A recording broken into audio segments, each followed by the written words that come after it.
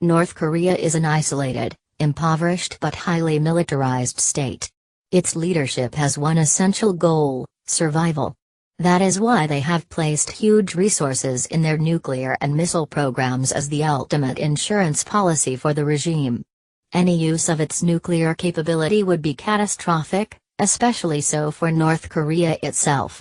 The regime would not survive the ensuing conflict. But this awful prospect is not necessarily the immediate worry. It is the threat of the escalating war of words between Washington and Pyongyang moving from rhetoric to reality. North Korea is a country that has episodically resorted to the use of force in the past and could do so again. In March 2010 it is believed to have sunk a small South Korean warship.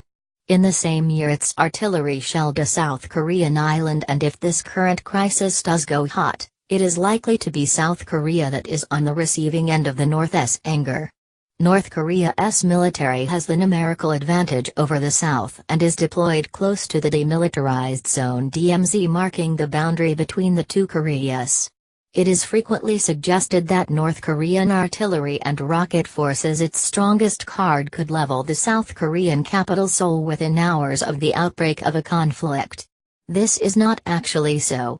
Seoul is some 40 kilometers 24 miles from the DMZ and can only be reached by the North's longest-range artillery pieces.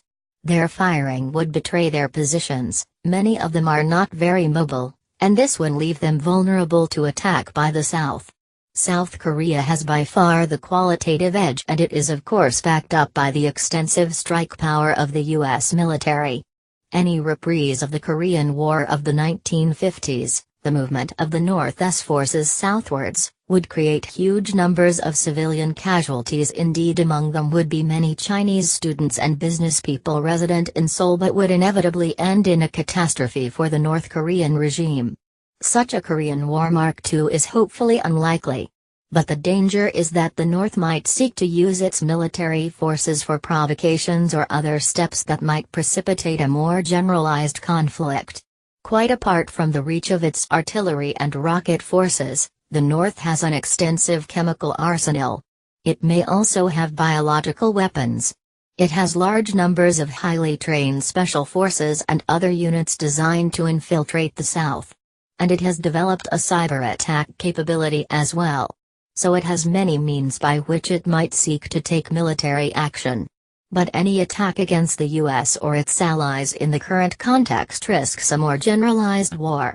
And assuming that the Pyongyang regime is not suicidal, and despite many of the rhetorical claims to the contrary, this is not an irrational regime, then the North Korean leadership must be aware of the risks they run. From the North Korean perspective, having a nuclear weapon and an intercontinental missile capability to hold at risk the territory of the continental United States is entirely rational. The demise of the dictatorships in Iraq and Libya, the North Koreans would argue, was in large part because they did not have recourse to the ultimate weapon. Risking an all-out war with the United States, though that could only end in the regime's demise, makes no sense. Any war on the Korean peninsula would play to Washington's advantages. North Korean forces would be channeled southwards into limited avenues of advance due to the topography, and the Pentagon could employ the classic concepts of its air-land battle to defeat them. Such a war, though, is unthinkable.